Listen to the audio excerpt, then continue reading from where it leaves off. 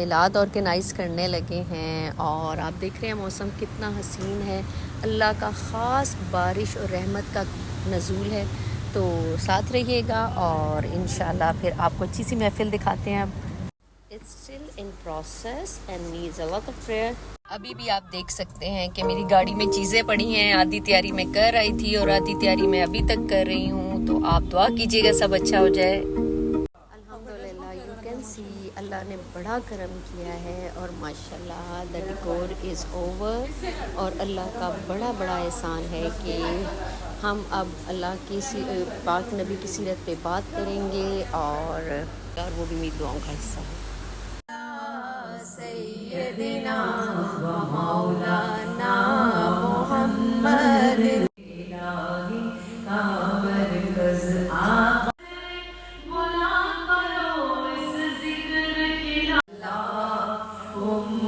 صلی علی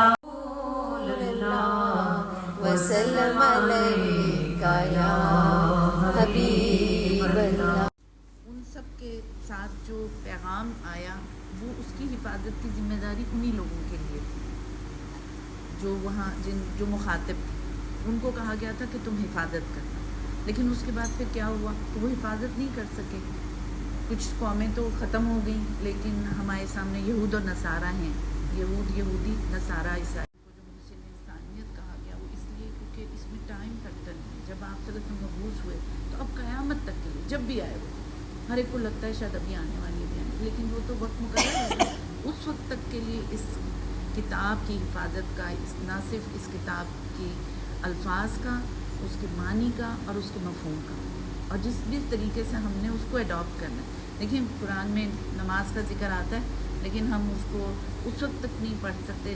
قرآن کو اللہ تعالیٰ نے ابطال کیا ہے. اس کے اندر یہ مہمن بھی ہے نا اس کا نام، کہ اس میں پچھلی جو شریعتوں میں جو چیزیں انہوں نے ختم کر دی، جو اصل میسیج تھا اس سے انحراف کر دیا. تو پھر کیا ہوا کہ یہ کتاب جو ہے اس کی بھی حفاظت کرنے والی، تو اس کے اندر سب چیزیں جو ہیں وہ محفوظ کر دی ہیں اور اس کی حفاظت کا ذمہ اللہ نے لے لیا.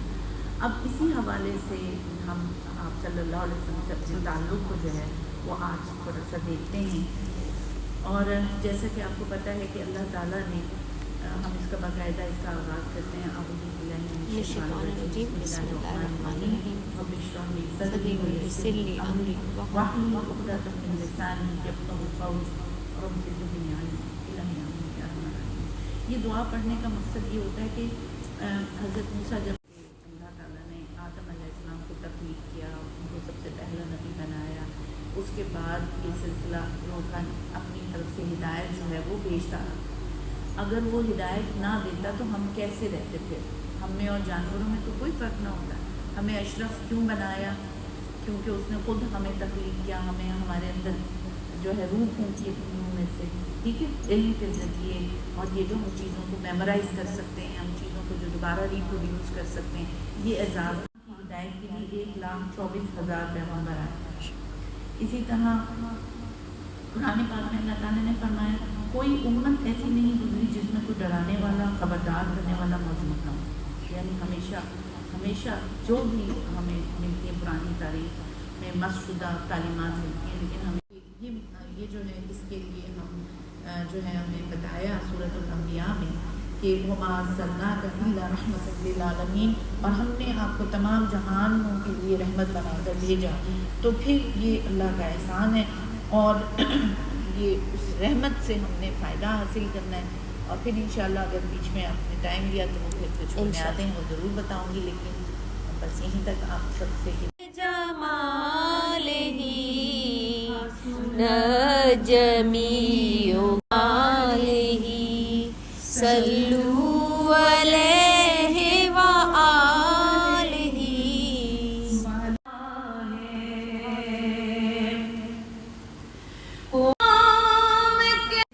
خلا کے آئین جہاں داری وہ صحرائے عرب یعنی شتربانوں کا گہوارہ.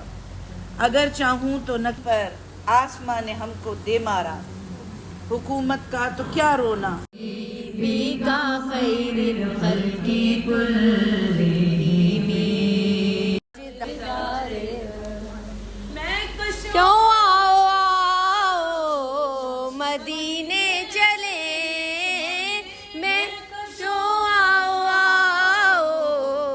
مدینے چلے مدینے چلے آؤ مدینے چلے